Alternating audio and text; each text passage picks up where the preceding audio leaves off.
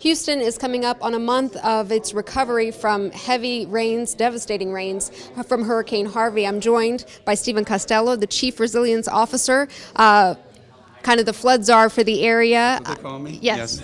And you're talking about flooding here at the Texas Tribune Festival, which kind of became a last-minute addition given the events. Oh, well, that's interesting. I appreciate that. So it's going to be a discussion probably about how we react to Harvey, what we do going forward as the city continues to develop, which it will, and how we figure out how we invest in our infrastructure because a lot of it was damaged, and whether or not we can get additional funds for accommodating future development. Future development or buying out some of these flooded areas to create more prairie land? Well, I think you'll see both.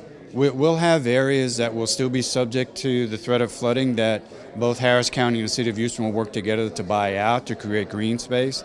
But then there's still going to be development occurring.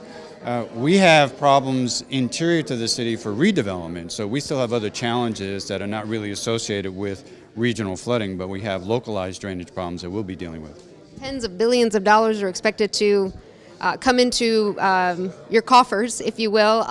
Do you foresee yourself deciding how that money is spent?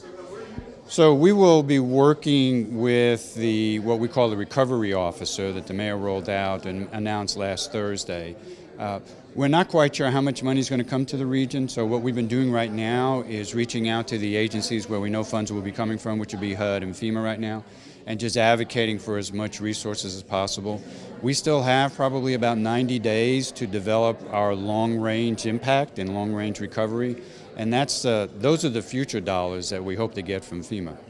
We at the Texas Tribune talked to you a couple weeks ago in an extensive interview, kind of talked about you have one staffer under you. And I guess your employment or your section of the government has doubled. Yes. Yes. Do you think the storm has changed the role of the flood czar in your region? No, because we still have a public works department that has 4,000 people and a couple of hundred engineers. It's just a matter of what my role with the mayor on the administration staff is to advocate for programs, seek additional funding sources, whether it's through the state or whether it's through the federal government. And then once we're able to access those resources and develop those programs, then we just turn it over to the departments to implement. My staff and I also, we serve a role internally with other departments that maybe we'll be getting money for infrastructure, and then we help advocate those projects. What is the status of your region right now, about a month in? So we're really focusing more on debris pickup, and so that is the biggest challenge right now because the storm was so big, so region-wide, that we have so many homes that were flooded. The other problem that we have is over 40% of the houses that flooded weren't even in a designated floodplain.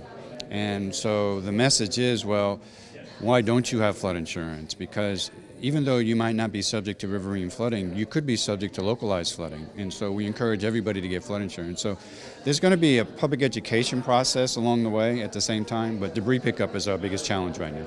We appreciate you coming to the Texas Tribune Festival. Thank you so much. Reporting from the 2017 Texas Tribune Festival, I'm Alana Rocha.